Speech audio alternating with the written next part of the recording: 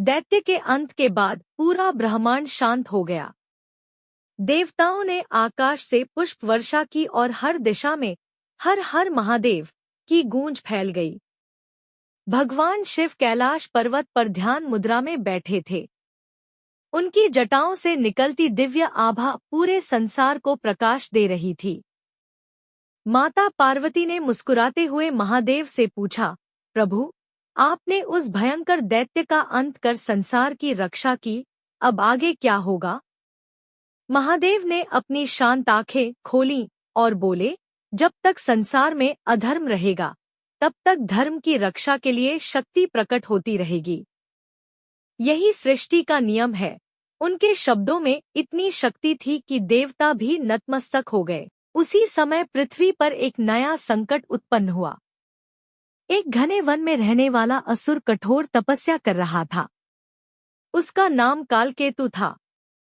उसने वर्षों तक अग्नि के बीच खड़े होकर भगवान ब्रह्मा की आराधना की। उसकी तपस्या से प्रसन्न होकर ब्रह्मा प्रकट हुए और बोले, वर मांगो असुर। कालकेतु ने अमरता मांगनी चाहिए, लेकिन ब्रह्मा ने कहा, जो जन्म लेता है उसका अंत निश्चित है। तब असुर ने वरदान मांगा कि उसे कोई देवता या दानव पराजित न कर सके। ब्रह्मा ने उसे वरदान दे दिया।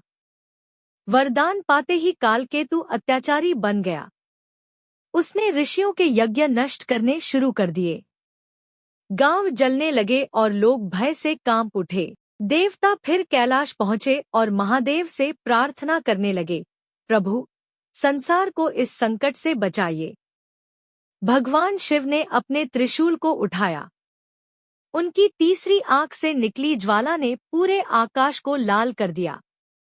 नंदी गर्जना करने लगे और गणों की सेना युद्ध के लिए तैयार हो गई।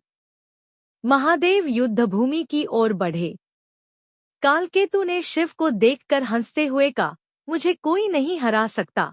तभी महादेव ने गंभीर स्वर में कहा, अहंकार ही विनाश का कारण बनता है। इतना कहते ही भयंकर युद्ध शुरू हो गया।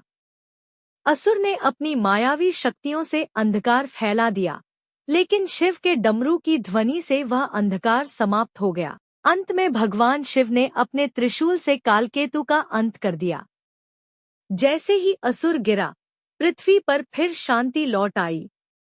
देवताओं ने महादेव की स्तुति की और माता पार्वती ने कहा, प्रभु, आपकी कृपा से संसार सुरक्षित है। महादेव मुस्कुराए और बोले, जो सच्चे मन से मेरा स्मरण करता है, उसे किसी भय से डरने की आवश्यकता नहीं। इसके बाद कैलाश पर्वत पर फिर से शांति छा गई और देवता अपने लोक लौट गए। संसार में धर्म की विजय हुई और अधर्म का अंत।